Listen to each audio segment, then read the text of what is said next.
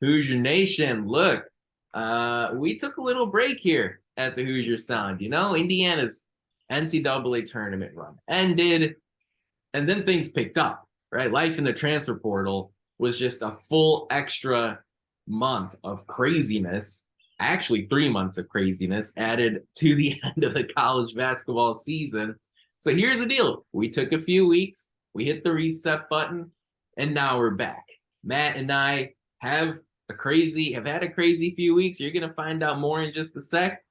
But at the end of the day, have no fear. We're going to be giving you podcast episodes at least once a week, every week now until, I don't know, next summer, frankly. Here's the deal, folks. We're going to play a little game.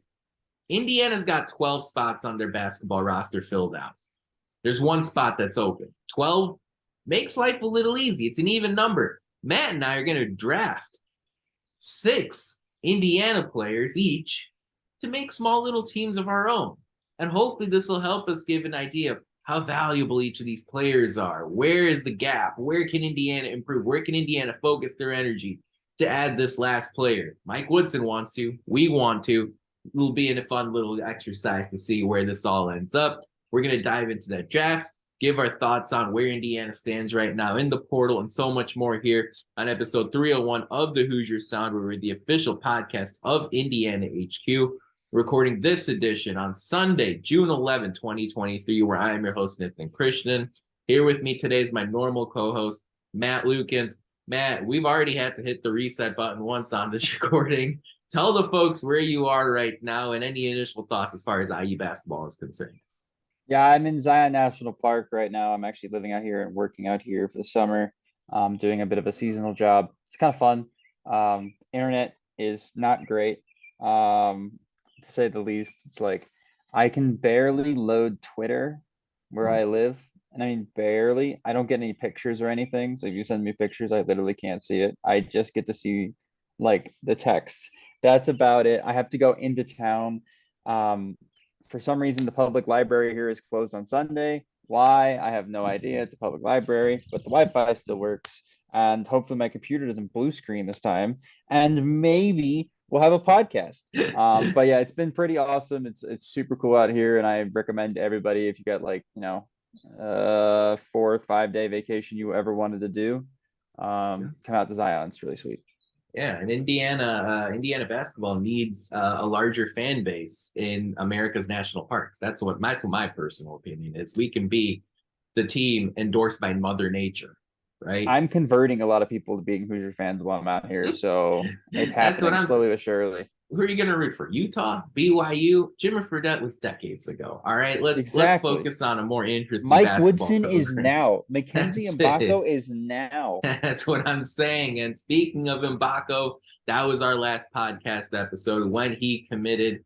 Things quieted down for the last few weeks. Of course, we came on when every single player announced their intention of playing for Indiana. We're fired up to see Ware and Peyton Sparks and Anthony Walker and Mgbako and freshmen Ja'Kai Newton and Gabe Cubs, who recently moved into Bloomington.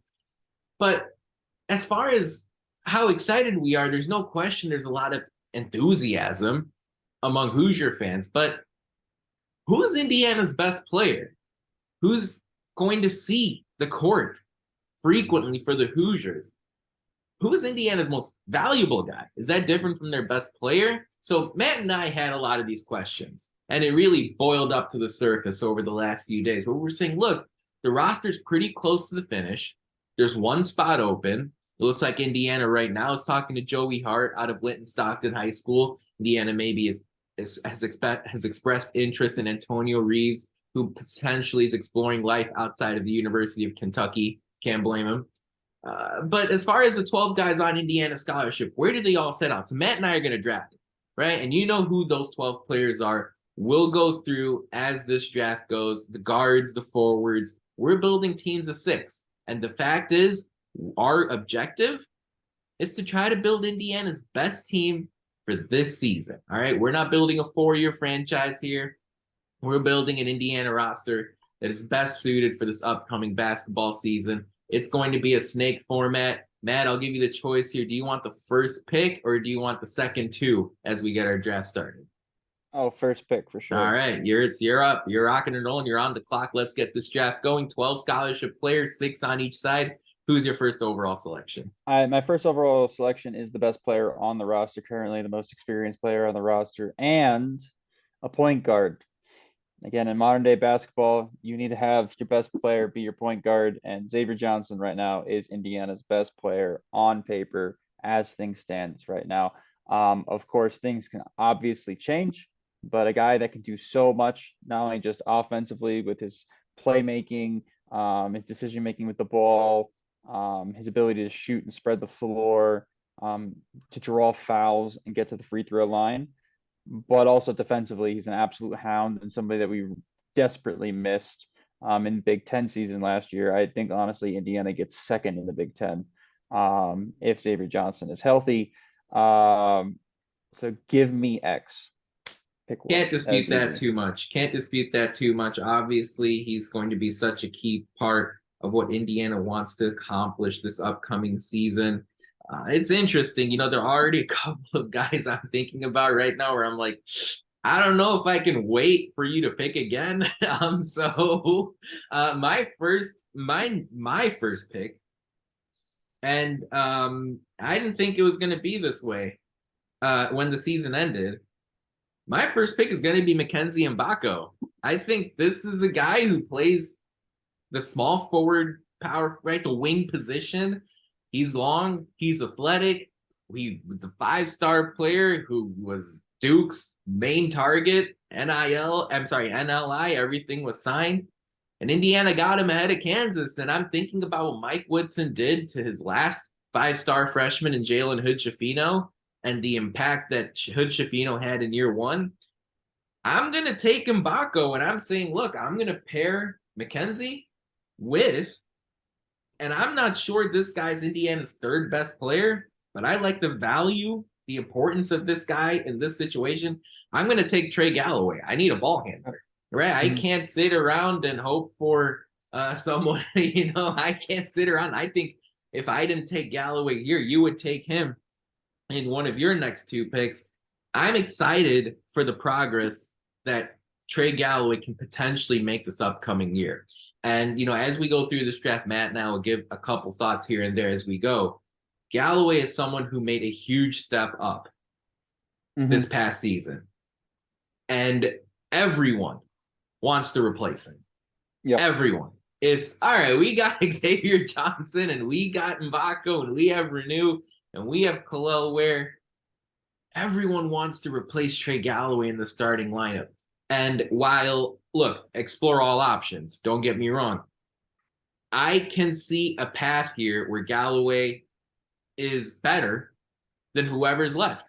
I don't know what Mhm. Mike Woodson's thinking behind the scenes, but I know as far as this 12-player roster is concerned, I need the ball handler. So, Matt, my 2 picks are Mgbako and Trey Galloway. You're up next. Who are you taking with your next 2 picks here as you build a 6-player roster for just this season? Yeah, I think look, the bigs are a huge question mark. And so with my first or second pick, but the fourth pick overall, Mm-hmm. I'm gonna take Malik Reneau. Okay. I think he's a guy that's gonna work himself into not only just being in the starting lineup, but possibly the second best player on the team next year. Oh, all around. I think he's an excellent rebounder, especially coming off as the 4 position. He's gonna be a guy that's gonna be able to spread the floor a bit next year. He's good around and nifty around the basket, and just an all-around really good defender and a guy that can switch onto multiple positions. And I honestly think Indiana's best lineup next year actually has Malik Reneau at the 5 in Mm. closing time as a bit of a small ball 5 rim protector. And then you have something like Xavier Johnson, Trey Galloway, CJ Gunn, and Mackenzie Mgbako out there. And that lineup offensively is really deadly. And so I'll get that Xavier Johnson Malik Reneau partnership going early here at the 1 and the 5 spot. And then for me, this is tough because I can go a bunch of different directions. Mm. Like I could have gone Ware here and gone big. I could go, and which who I'm gonna go with is CJ Gunn Oh, um, as the 5th pick. And I'm not gonna lie, things I've heard so far, out of the camp about the wings, I've heard really good things about Trey Galloway, and I've heard really good things about CJ Gunn. Hmm. Uh, and I think he'll end up probably being Indiana's starting two guard next year. I know you talked about the people that we're involved with on the recruiting trail, Yeah. and that's awesome. But unless it's Antonio Reeves, I really don't see you know, anybody else coming in and taking minutes away from CJ Gunn as a guy that, yeah, he had a rough freshman year. I think he shot something like 10% from three. But It's I fine. think It's if you fine. watch the 3-point attempts he took, a lot of them were just Hail Mary threes at the end of Garbage games time. and Yeah. garbage time stuff. I don't really take that into too much. I don't think that I take that with a bit of a grain of salt, right? Um, and I'm just sitting here thinking, I'm like, this guy definitely takes that sophomore jump. So yeah, I'm taking two sophomores with my two picks. I think they're both going to take a jump with that freshman experience, especially Renew, who got so much playing time down the stretch of last season and was pretty much an instrumental part of the team and the rotation. And then CJ Gunn, I think 1 year under his belt, another summer of full practice against a bunch of other really good, I think Yeah. really excellent competition, who we'll talk about here in a bit, including Trey Galloway, right? I think he's going to blossom next year into a guy that he honestly could be Indiana's second best player by the time the season ends next year. And I honestly can't. Offensively. I Yeah. cannot, and I cannot shut that possibility down. I really can't. You know, when you go back and you look at CJ Gunn's recruiting profile, that's someone that you already liked, obviously Yeah. gained a lot of interest as he was going through the process. And then all we've seen in recent times in college basketball has only cemented how important he could potentially be to Indiana, right? It's 3-point shooting, it's guard play, it It's is the tough shot making. tough He's a shot tough shot making. maker. Do you Yeah. want guy, if you want a guy who can beat you off the dribble, CJ Gunn has that in his bag. If you want someone to catch and shoot, CJ Gunn has that ability in his bag. And now he's getting older, right? And that's exactly the kind of player you're seeing develop more in college basketball and play a big role in March Madness. I can't dispute Absolutely that a agree. bit. So, Matt, your first three picks, Xavier Johnson, Malik Reneau, and CJ Gunn. I'm going to take Ware here. And yeah, Okay. I'm taking Mgbako and Ware, and I'm banking on potential. And this is going to be a wild ride. But hey, look, I've got the experience, Trey Galloway in the middle, in between them as well. I've got Kalel Ware. I loved his interview with Hoosier Hysterics to get to know Kalel a little bit more. He's someone that you can tell has a silent confidence about him as he Mhm. approaches this upcoming season at Indiana. It's not something where he's going to pound his chest and go crazy and tweet out things on social media and say everyone's a hater and I'm going to. No, it's a silent confidence that Ware has that he's going to carry with him throughout the year. He's going to follow the wisdom and guidance of Mike Woodson and Yasir Roseman and the staff. And when it's all said and done, as we fast forward to March or April 2024, that's the Mhm. end product that we're all waiting to see. So Kel is someone that has a little bit of ball handling skill, a little bit of that versatility to his game. But hey, you want a stretch shooter, a stretch the floor type 7-footer who can defend too.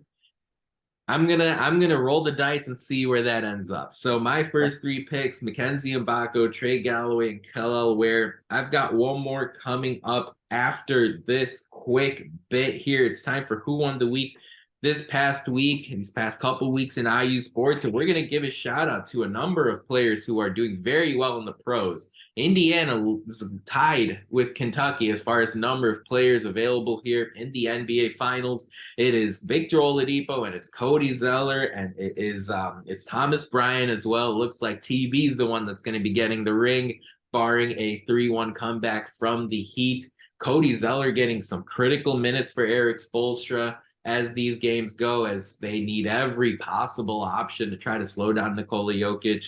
So having Oladipo out there, I'm sorry, of course, Oladipo unavailable, having Cody Zeller out there, that's what Spoelstra's trying to do. The MLS has also seen a number of amazing Hoosier performances as well. Mason Toy scored a couple of goals yesterday for Minnesota United. You saw Andrew Gutman, the former Hoosier, find the back of the net as well. Seeing baseball pros do big things in the majors too, as far as Indiana is concerned. Of course, Kyle Schwarber, the star there. So look, if you want to come to a school and then go through a program and end up doing well on the next level, Indiana certainly seeing a number of players do that. And so all of them won the week this past week in IU sports. We're going to nibble a little bit at the new Big Ten football schedule, the format, the layout here in the social media shout out. That's coming on down the road.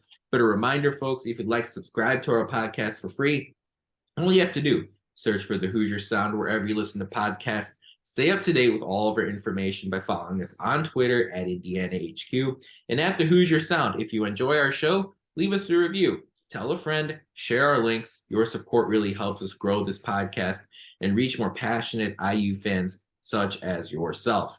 So let's reset the table here. With his first 3 picks, Matt took Xavier Johnson first overall, and then Malik Reneau and CJ Gunn when the snake came back.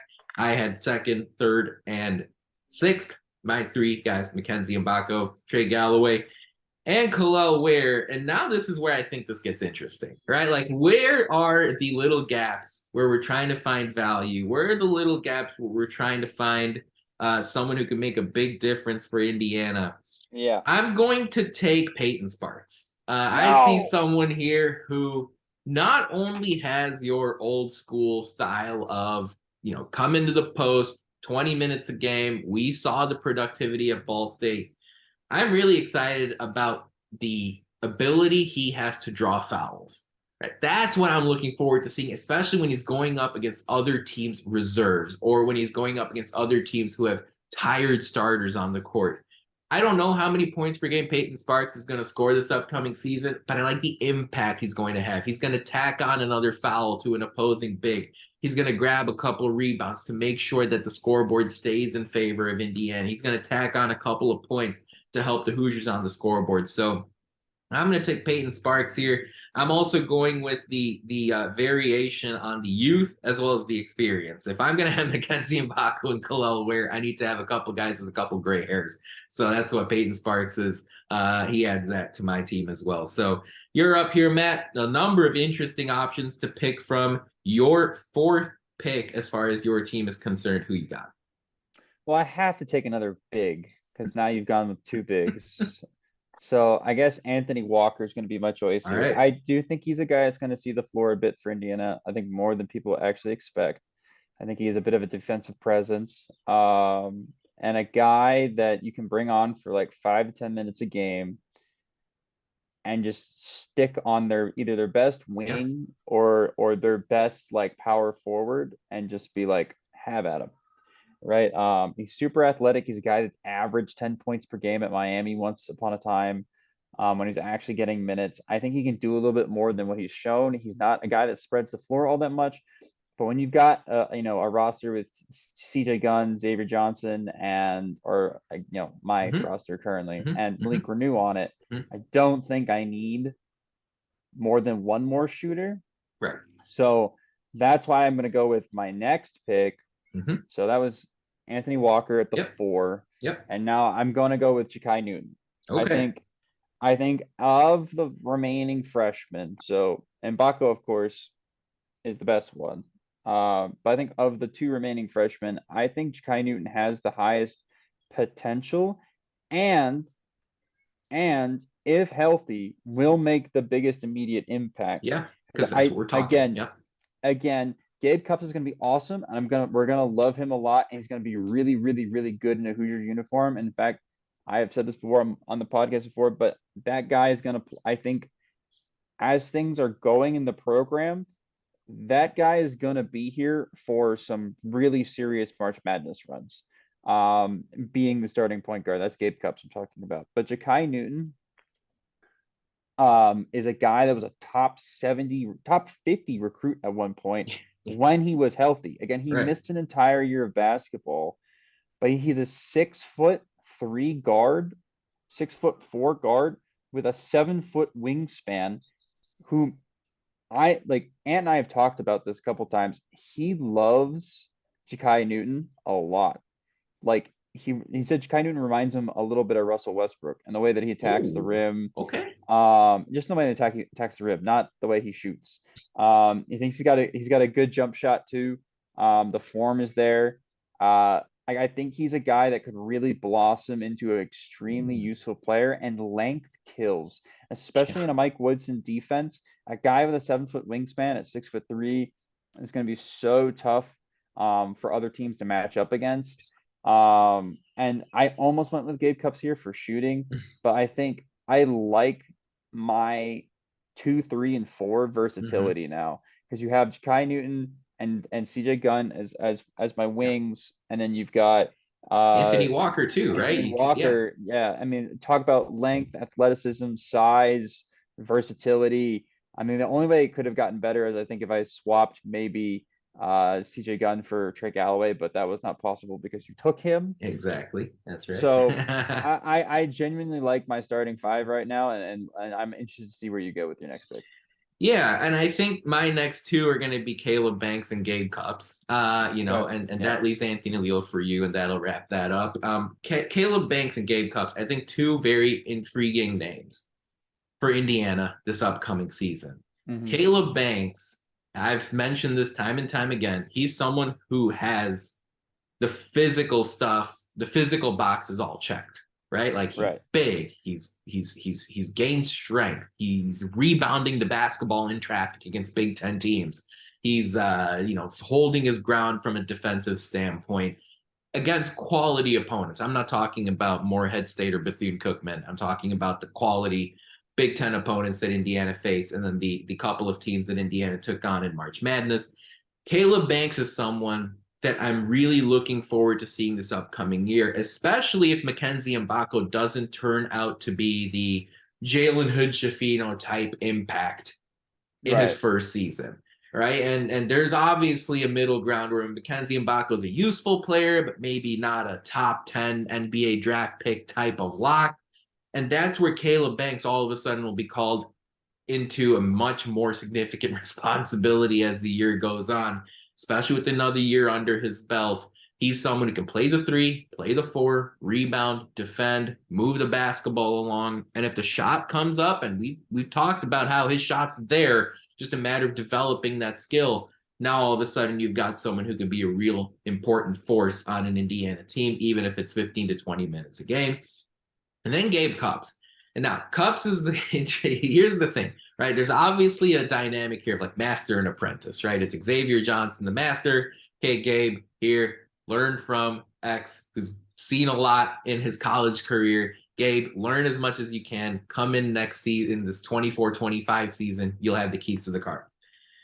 But Mike Woodson has the blueprint for the freshman year point guard who's come in. And the question really becomes, okay, how much worse is Gabe Cupps than Jalen Hood-Schifino? The answer is there's some degree, right? There's some degree. But if Indiana especially swings and misses on a couple of these transfer guards that are still available, it's going to be in Mike Woodson's best interest to give Gabe Cupps some playing time. You don't want him to go from 0 to 30, going into year 2. So I'm sitting here and I'm saying, look, especially if Xavier Johnson misses a game or two here as the year goes on, looking forward to having Gabe Cupps on this roster. I think he's someone that maybe we're overlooking just a bit going into his freshman season. And then, Matt, you've got Anthony Leal. Any thoughts on Leal added to your team? We're going to recap and review the entire draft here after our social media shout out. But just any comments off the top on Leal or just the overall thoughts here on Indiana's bench? Well, my only thoughts on Leal is I have a coach on my bench and you don't, so take Okay. that, And you got Nithin. Walker, too. All And I right. have Walker. This is great. My team chemistry is going to be fantastic. No, I I want to go talk about Gabe Cupps a bit because Gabe Cupps was the last scholarship player draft, or well, technically Anthony Leal was, but Gabe I Cupps is got, I got your point. Yeah. the last rotation Yeah. piece drafted. he's one of the more important rotation pieces. It's just that Nithin didn't need to draft a point guard, and I wasn't going to draft a point guard, and so that's what Gabe Cupps is going to be extremely important for this team, coming off the bench, playing like probably 10 to 15 minutes a game. What I'm thinking. He's gonna play with Xavier Johnson. Like those two are gonna play on the court together. And he's a guy that can play a bit off ball.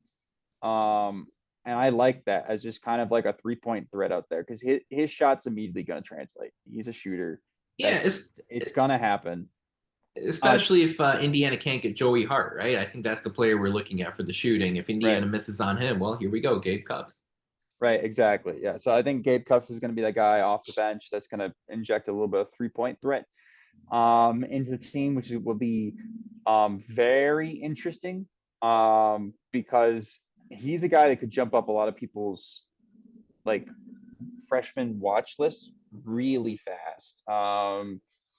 And he's a guy that is going to perform his role, like son of a coach, right? Like you see Trey Galloway. Trey Galloway is again also a son of a coach. Correct. Like same thing. Like those guys both know what they're out there to do and what they're not supposed to do. So you're not going to go and see those guys taking stupid shots or making stupid decisions with the ball. They might be a little bit more conservative, but I don't think necessarily that a conservative play style is a bad thing on this team. Like I think that actually allows guys like Mackenzie Mgbako and Khalil Ware and Xavier Johnson to kind of play through their mistakes because they know that if they make a mistake, their teammates also aren't going to just start making random mistakes because you have a guy like Gabe Cupps who can be a solid presence as a freshman and be extremely consistent at what he does well. And then you have a guy in Trey Galloway that does the same thing. Like they both have limitations, obviously physically. You go and look at Cupps. He's small, he's skinny, he's like about 170 pounds. Like, and he's like 3 inches taller than me, and he's only like 5 pounds heavier than me. There's a problem here. But Cliff Marshall. That's what I was gonna say. He's gonna get stronger as the summer goes on, working with Cliff. He's already pretty strong, honestly, when he came in. I think there was a video this week that Cliff released that I got to catch like 5 seconds of before it started buffering of Gabe Cupps actually like putting in some work. I do think he's going to be, again, an instrumental part of this team and something that we desperately missed on this team last year, which was a backup point guard, right? Yeah. When Xavier Johnson went down, we didn't have anybody that was a true point to run the show. Now I was begging for 10 minutes of Rob Finney like we had 2 years ago. I know. And that, well, actually, legitimately, if we had Rob Finney on last year's team, I think things would have been all right. Yeah. But I'm team Gabe Cupps. Kai Newton, even Caleb Banks, I think they're a year off from actually being major contributors. And I know that's going to surprise some people about Caleb Banks, but I think he's a guy that if you look at his trajectory, freshman year comes in, kind of use him a little bit here and there.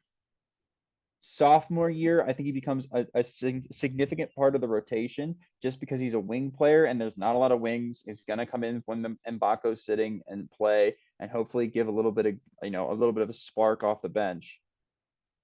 But then when Mgbako leaves for the NBA, that's his spot. Yeah, exactly. Right? So I think you look at this, it's like a staircase. We're on stair 2. Stair 3 is junior year. Stair 4 is like hopefully at that point trying to go for an all Big Ten team, like a third team or second team, all Big Ten team for him. But got to take it slow with a couple of these guys, especially Banks was rough around the edges, still going to be. CJ Gunn is going to be thrust into a spot this year. He's going to be growing pains as the year goes on. That's something people are going to need to kind of hunker down with and be prepared for. Same things with Mgbako. Like there's a lot of players on this team that have extremely high potentials and could work really well together. But like Khalil Ware, does he like basketball anymore? Peyton Sparks, can he do it at a Big Ten level? Exactly. Yeah. Mgbako, is a freshman and Yeah. playing the wing position. Does his shot translate? Ja'Kai Newton hasn't played basketball in almost a year and a half. You have Gabe Cupps is 170 pounds. Like you go up and down this roster, and there are flaws on each one of the players, but there's also an extreme amount of promise. And Yeah. I think at the end of the day, the IU roster is going to end up somewhere in between the promise and The floor and the the bad ceiling, stuff, right? the floor and the ceiling, right? Like I don't think every player is going to have their perfect off season. I don't think anybody expects that, and I don't think every single player is going to reach their full potential next year. I do think there's going to be a couple players that actually probably exceed our expectations for them. For Mm. instance, I think Mgbako is a guy that could totally average Yeah. 12 a game next year, right? I think Ware is a guy that could find his love of Yeah. basketball again. I'm There's a so in on Ware. I'm yeah, sorry. If I look stupid, I look stupid. I'm so in on this guy. yeah, he's a type of player that we haven't had since Noah Vonleh, really, Yeah. seriously. Yeah, And he's gonna be so much fun to watch. Like he's an even more polished and even more skillful like Thomas Bryant.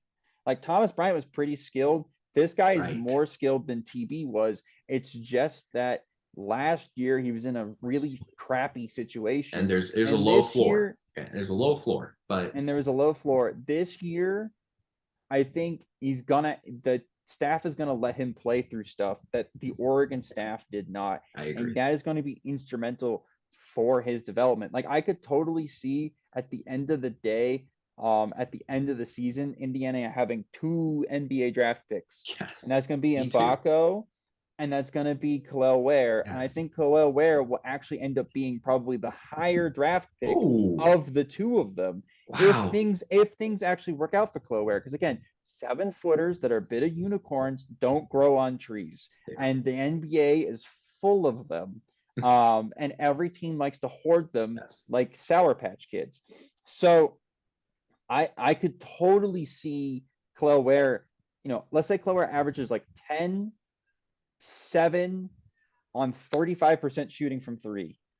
He's going to He's the NBA. he's going to the NBA and he's like pick 15 maybe Yeah, in a he's draft in that's the like really conversation. Yeah. really weak. Like next year's draft is Yes. extremely weak. I think Mgbako, I think at worst will probably be like in the 30s for the draft pick. I think he's Yeah. almost like a guarantee to go Hmm. based off his high school ranking and just like his overall tools. But Hmm. I'm totally on the train that he's going to be a guy that goes almost right. Like I could totally see these guys going back to back in Yes. next year's draft. Well, and I think the Um, ceiling for Mgbako is Brandon Miller, and I think it's a I range. I think it's a wide range.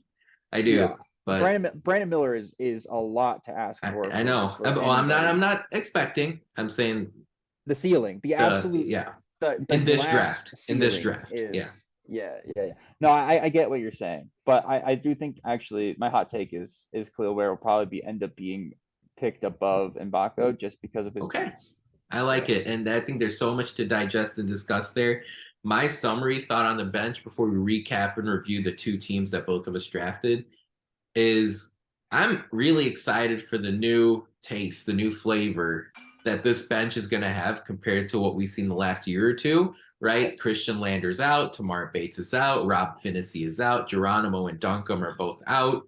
And I'm sure I'm missing a couple, or Michael Durr isn't on the bench anymore. Like now it's a group of reserves that are unlike what we saw at the end of Archie Miller and the start of Mike Woodson. And I'm really excited to see which one or two of these players really step up and become a key force in a 6 or 7 man rotation that Indiana has, potentially in a Elite Eight type run, right? It, There's going to be one or two of these guys on the bench that have to make a major splash. And I can't wait to see who it is. the staff showed the ability to develop an NBA talent last year. Now they have to show the ability to develop multiple. Yes, Right? And exactly. that is what this season boils down to is player development. Like the most important 3 months, 4 months for this program is starting right now, Yeah. which is getting these guys ready for next Yeah. season. There is so much It's not when promise the in a games lot of take these place. guys. Right. You're right. It's not when the games take place. It's getting these guys game ready to a level that is acceptable to compete for what they want to compete for in the Big Ten, which is trying to beat Purdue to a back, keep them from getting to a back-to-back Big Ten title, trying to get further in the NCAA tournament than the round of 32 like they did last year. That starts now, but the most important development also starts now. For all of these guys, developing chemistry, figuring out what they can do, what they can't do, what you have to work on, getting them in the weight room. Like this is a very important period from now until about August. Yes. September, like is extremely important for the program. And I'm excited to see what the staff can do. They've already, 1 year down with JHS, they hit a home run. If they can go back-to-back years with home runs, watch Why out. not? Yeah. No, watch out, because now all of a sudden there's guys out there that go, I can go be the next JHS. You've already seen that on the recruiting trail, but then people can be, oh, I can be the next Mgbako.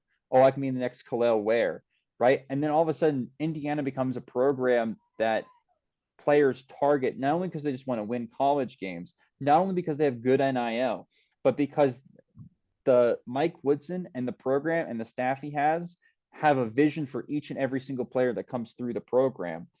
And they can follow a blueprint for a guy they've already gotten to the next level, which is at the end of the day what every single guy that goes and plays college basketball wants to do, is play in the NBA, get that second contract, and secure a financial future for their family. And then there's family's family, right? And if Mike Woodson can position Indiana to do that, like IU becomes the next up to the Kentuckys and the Dukes and the North Carolinas, and then you're competing and you're nationally top 15 ranked every single year, and Kansas, right? Like you are back and put on a pedestal that the IU program has deserved to have been on for a while. And this year, like, it's not a make or break year, but it is a year that you can go from hitting a home run to hitting a grand slam. Exactly. Right? This is a shot at a grand slam, is this roster. And if they can figure it out, like the sky's not even the limit. Like you're going into the stratosphere at this point, with the program. You look at the guys they're targeting in 24, you look at Leah McNeely. Like, you basically go look at Indiana's targets for next year's class, and you basically see the entire top 10. Right? There is a total shot that Indiana has a Duke type recruiting class where you have 3 or 4 of the top 10 players in next year's class all coming in at the same time. That would be so interesting and fun to watch in the Big Ten. And then you add transfer portal additions too. Like if Peyton Sparks turns out well, if Ware turns out well, if Anthony Walker ends up being able to contribute, then guys in the transfer portal also go, why don't I just go get minutes there? Right. And all of a sudden you turn, you go from an Archie Miller roster to what be very close to like a Musselman roster, right? Where you look up and down and there's 13 guys there and you're like, who's getting minutes? Possibly. Right. Yeah. Like Gonzaga type, who's getting minutes? Like the best players are going to play. And that's how you end up competing for NCAA championships. Yeah, I couldn't agree more. There's just less guessing. You're establishing the precedent right now. Yep. You're trying to capture college basketball, the eyes and the hearts and the minds all across the country, because the sport has changed so much in the last 2 years. So I think Kentucky and Oregon, for example, are struggling to adapt. You're getting a time and day and age now where it's guard play, it's versatility, it's NIL, and it's transfer portal, and Mike Woodson setting up Indiana to do the best that they can. We're going to talk about the new era in Big Ten football on our next episode. Real quick, a time for a social media shout out. It's just our channels. If you haven't followed us yet, subscribe to us yet, you can find us at Indiana HQ and the Hoosier Sound, Twitter, Facebook, and YouTube. Matt, on Instagram, we're not Indiana HQ, but what are we? Indiana.HQ. That's it. You can find us there. Join the forces. The channels continue to grow and grow and grow, and set yourself up here before the start of football season in September, when Indiana defeats Ohio State and everyone storms the field at Memorial Stadium. Look, that's where you can find us on socials. There's a lot to digest as far as the Indiana men's basketball program is concerned. Matt's 6 players in his draft were Xavier Johnson, Malik Reneau, CJ Gunn, Anthony Walker, Ja'Kai Newton, and Anthony Leal. Mine were Mackenzie Mgbako. I went second overall, took Mgbako with my first round pick. Trey Galloway, Kellel Ware, Peyton Sparks, Caleb Banks, and Gabe Cupps. There's a lot to think about here, Matt, but as you look at these two rosters, what's the gap here? What's the blind spot that Indiana really needs to go out and try to pursue with this last open scholarship before the start of next season? I'm not sure they need to actually go and get anything. I Hmm. think they take the best available player. Okay. Or somebody they think they can develop into a really good player down the road. And is willing to sit through being on the bench and not transfer.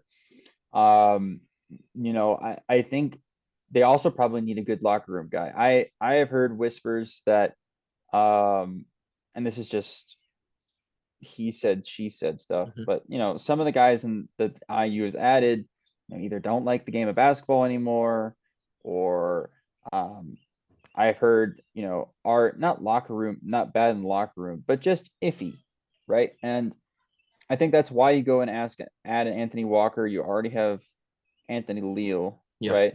The two Huge. Anthonys, So important. right? You already have the two Anthonys, which is really important. I think X is probably going to be a really good influence on that locker room as well, which might come to surprise some people. But I think he really did learn a lot from Race and Trace last year. Um, I think you go and get a guy that can kind of be a glue piece. If Mhm. that's Reeves from Kentucky, that's awesome. And I Great. think that raises the floor of next year's team significantly, Mhm.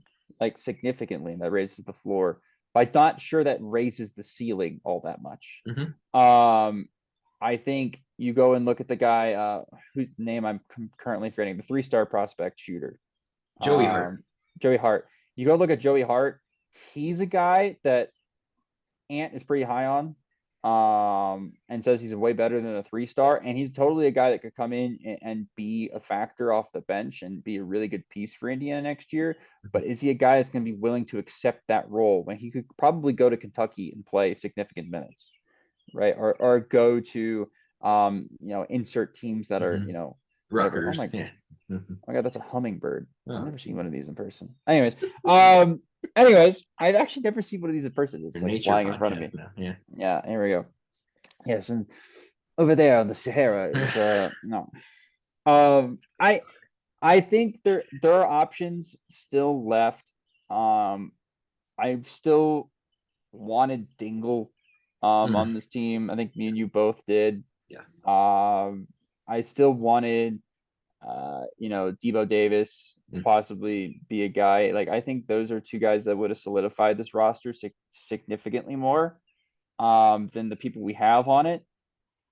But I also just like the idea of letting the guys that are on the roster now figure it out. Mhm. Figure it out. Like Yeah. it's not that we're tanking this year. It's not that it's a No, not at all. development year. No. It's not what's happening here. I think letting the guys grow through or go through growing pains and learn how to play together and learn how to develop is actually in the long term better for the program than going and getting the 5 best transfers and just trying to compete against Purdue, right? Because that's what you've seen Purdue do for the Yeah. last couple of And I years, think right? other Is Big Ten they, teams are following that, yeah, template following too. that blueprint is letting guys play through mistakes, trusting your recruiting, trusting your scouting of guys and their fit and their potential, and trying to just get the most out of them. And I like that for this Indiana roster this year, especially in a Big Ten that I think there's like 4 good teams, and then the rest of them are extremely mediocre to mid. I don't even know if I'm gonna say four. I think it's an open league. No, I think no. I think it's Purdue, Michigan State. I think Ohio State's going to be really good next year. It's going to surprise a lot of people. I think Bruce Thornton's going to be awesome Eh, for them. eh. And then I think the fourth one is probably Illinois. I think Illinois is probably going to be really good. You're returning, you know, 2 of the better players in the league. And then I think there's a giant drop off after that, in my opinion. I think there's a significant drop off. Like I think Michigan's going to be terrible next year. You go and look at Yeah, Rutgers. What is Rutgers going to be it's like gonna be a next year? mess. I think That's going Penn to be a State is gonna disaster. be a work in progress. Penn State's going to be interesting because they have their best player has also worked with their coach before, Yep. like Ace Yep. Baldwin. Yep. Ace Baldwin's gonna be fun to ECU. watch, Yeah. but And then Iowa to me is a huge wild card. Fran McCaffrey will have him winning games somehow, but I just yeah, like who yeah. who is it, on Like that team? Northwestern lose Chase Audige, like I'm not sure they can recover from that. Minnesota's Seeing going as winless. Minnesota's terrible. But it's nice. There's like cupcakes. I've been talking about this in the Mm, Big Ten podcast for a while, but the Big Ten needs to be more like the ACC, and the ACC always has cupcakes. There's bag some always easy wins. people in the ACC that are just bad. Like the bottom four in the ACC every year are just bad basketball teams, and that's SEC, fine. ACC, Pac-12. You need those. You need a night off where it's like, you know what? For instance, like last year, right? Like when Indiana went to Minnesota, did it give everybody a heart attack that the game was close? Yes. But Indiana probably played one of its worst games of the Yeah. season and still won that basketball game because they were significantly more talented. And you need those. Like you need a mulligan every once in a while. And next year in the Big Ten, you're gonna get a mulligan. I forgot Maryland. I think Maryland's also gonna be pretty decent next Wild year. card. Yeah. They're a wild card. There's a lot of wild card Yeah, teams, but I agree. I think with the coaching that's in the Big Ten, you're gonna get a couple of those wild card teams that are gonna be pretty decent. I think you can add Indiana to the wild card list. I Yeah. think they're a team that's in there. They have the highest rated recruit again for 2 years in a row coming in. Highest rated transfer Another portal NBA guy, highest rated transfer portal guy. You've coming in. got Yeah. a senior point guard. Like that's a team that's going to be there at the end of the day. I think I would put IU probably ahead of Iowa and Maryland as like fifth, right? Right Me off too. that, right behind Illinois. Tournament team, exciting season, getting Indiana back to where we belong. I don't think we're going to be competing with Michigan State and Purdue, though. I think they're two of the like 5 or 6 best teams in the country. Can we take a game off of them? Absolutely. In fact, I fully expect us to beat Purdue at least once next year And again. Michigan State's at home. And Michigan State's at home. Like I think IU is uniquely positioned next year to have a good year that's also a development year, And which is awesome. and what have we seen with teams like Kansas State or San Diego State from last year? The regular season is your easel with your paintbrush so you can paint the prettiest picture in the NCAA tournament, right? Right, That's exactly. like Yes. Kansas Yeah. State lost games in non-conference. They lost games in Big 12 play. San Diego State did the same. Houston had some ugly performances as the year went on. Before they ran out of gas in the NCAA tournament, losing to Miami, which we all saw was a team tougher than we all expected. UConn went through growing pains as the year went on so they could be their best in the NCAA tournament. And that's what we're all expecting Indiana to do as they approach the NCAA tournament. To me, as I look at this, first, I agree Indiana has more than enough to win with. I think roster-wise, talent-wise, there's enough here. How many wins? That's up to debate, up to discuss. But Indiana has a roster right not good enough to make the NCAA tournament. But then I also say Indiana, I want another guard. I'm looking at this and I'm like Xavier. It goes Xavier Johnson, and it's Trey Galloway, and then it's CJ Gunn, and it's Gabe Cupps, and I'm like, I need another guard. So hopefully Indiana is able to add one more piece to this backcourt with their open scholarship and get prepared and fully locked in for this upcoming season. Matt, so much to think about here as far as Indiana, as far as the Big Ten. We went through our draft. We'll post the teams here and get your thoughts and your opinions. What are your final thoughts? And then if you could pick one, who do you think will be Indiana's best player by the end of the year? Well, I think Indiana's best player is still going to be Xavier Johnson. I just think as a senior point guard, or I guess he's what, a super senior? Is this his 5th year? Yeah, yes. As a super Yes. senior point guard, and a guy that's now been at the program for his 3rd season, like I genuinely think people are sleeping on him possibly being the best point guard in the league next year. He's going to be that good. And then what was the other question? And just any concluding if we missed anything. I don't think we missed anything. I missed everybody. Hi every guy. Hi all y'all. We'll be back. If you want pictures, tweet at me that you want pictures, and I'll send you pictures of my hike. Like I did a 15-mile hike yesterday, and ended up stuck in a rock. I thought it was gonna be 72 hours. Oh, jeez. I thought I was gonna have to cut my arm off. Gross. It's fine. Don't tell my mom. It was Gross. okay. All But you got to good. listen to the podcast. She might honestly. She listens sometimes. So if she's made it this far, hi mom. And yeah, I'm really happy where I'm at. I'm really happy where Indiana's basketball Mhm. is at. Hopefully my job gets Starlink internet so that I can actually do this more often and not have to ride a bike downhill at like 40 miles per hour to get here. But yeah, There you go. I actually think when the season's all said and done, Mackenzie Mgbako is going to be Indiana's best player. And I know that's going to absolutely. sound like, I don't know. I think there are going to be a lot of That's not people who far-fetched. think that's That's not crazy. far-fetched. No. But all I'm saying is Indiana has never had a five-star player at that position. It's been all guards or it's been all bigs. Mackenzie, you think about it could be Jalen Hachifino, True. Eric Gordon, Yogi Ferrell. Okay, other side, or Romeo Langford, we're considering a guard. Other side is Trace Jackson Davis, and it's Cody Zeller, and it's quality bigs. Indiana hasn't had in recent times that five-star player at that position, and I think it's That's going to actually wild to it's think it's about. it's weird.